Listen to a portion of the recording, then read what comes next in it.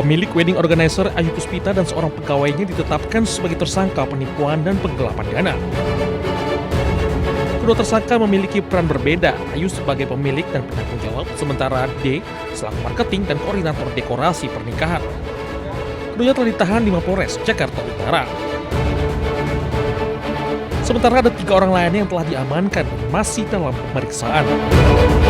Kami dari Polres Metro Jakarta Utara sudah menetapkan 2 orang tersangka dengan inisial A perempuan dan D laki-laki, yang mana perannya yaitu A sebagai penanggung jawab dari semua kegiatan, kemudian D yang membantu melaksanakan seluruh kegiatan tersebut, yang aktif membantu. Kasus ini bermula dari bisnis wedding organizer Ayu Puspita yang menawarkan jasa pesta pernikahan all-in, mangkir, bahkan mengagalkan pesta pernikahan kliennya. Seperti catering tak tersedia padahal pesta sudah digelar. Pemilik wedding organizer Ayu Puspita telah melakukan aksi penipuan sejak 2024 dan aksi penipuan Ayu berlanjut sepanjang tahun ini. Kemungkinan masih ada korban lainnya dalam kasus penipuan wedding organizer ini. Tim Liputan iNews melaporkan.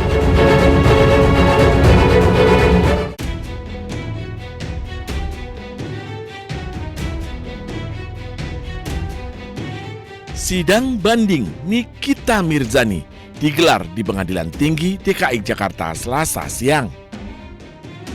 Dalam sidang kali ini, majelis hakim menyatakan Nikita terbukti secara sah dan meyakinkan melakukan tindak pidana pencucian uang. Hukuman untuk Nikita pun diperberat menjadi 6 tahun penjara. Dan turut serta melakukan tindak pidana pencucian uang sebagaimana dalam dakwaan alternatif ke-1 pertama dan kedua penuntut umum.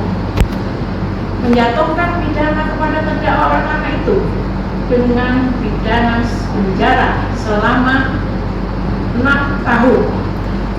Pidana denda sejumlah 1 miliar rupiah.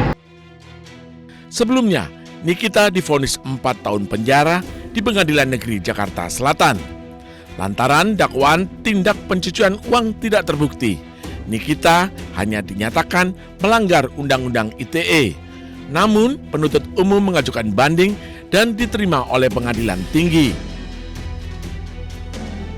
Meski Pengadilan Tinggi sudah memutus tambahan masa penahanan, namun Nikita bisa mengajukan kasasi ke Mahkamah Agung. Tim Liputan iNews melaporkan. Tenang, Di. Ambulannya udah mau datang, Di. Tenang dulu, Di. Tenang, Di.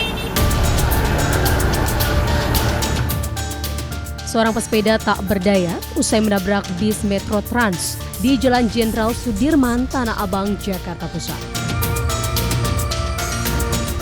Kecelakaan maut ini terjadi saat korban Hudi Dananjoyo Suryodipuro, 48 tahun, yang merupakan Vice Presiden SKK Migas, tengah bersepeda bersama teman-temannya dari Gelora Bung Karno menuju Bundaran HI. Dengan kecepatan sekitar 30 km per jam, korban tak menyadari jika ada sebuah bis Metro Trans listrik di depannya yang tengah menepi untuk menaik turunkan penumpang. Seketika korban menabrak sisi kanan bis dan terpental hingga akhirnya jatuh terjungkal di aspal jalan. Dengan kondisi terluka di bagian kepala akibat benturan, korban tewas di lokasi kejadian. Guna kepentingan penyelidikan polisi, sepeda korban dan bis diamankan polisi ke kantor unit Gakum Ditlantas Polda Metro Jaya. Di Jakarta Pusat, Rani Sanjaya melaporkan.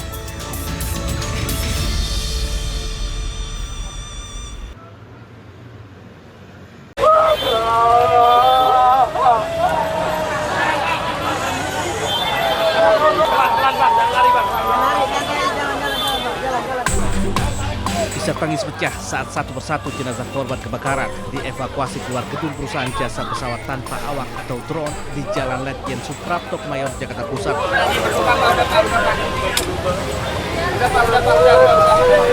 Banyak dari karyawan hingga kerabat korban tak kuasa melihat jasad rekannya dievakuasi keluar gedung.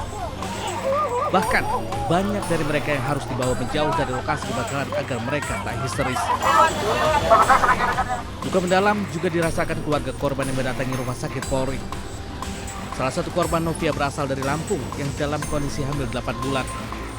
Korban tewas setelah terjebak di lantai 5. Saya dapat kabar itu tadi kebakaran di lantai 5, ya itu kabarnya udah nggak ketolong. Itu korbannya yang ibu hamil. Mungkin dari asapnya ya, oksigennya itu kan yang bikin ya itulah nggak ketolong ya. Saudara abang kerja di situ, Bang? Istrinya kerja di situ. Dari hasil pemeriksaan awal, kebakaran diduga dipicu dari baterai drone yang sedang diisi daya. Aparat Satuan Reserse Kriminal Polres Metro Jakarta Pusat telah memeriksa 6 orang saksi termasuk HRD. Penyidik juga akan memeriksa pemilik dan penanggung jawab gedung. Tim Liputan News melaporkan.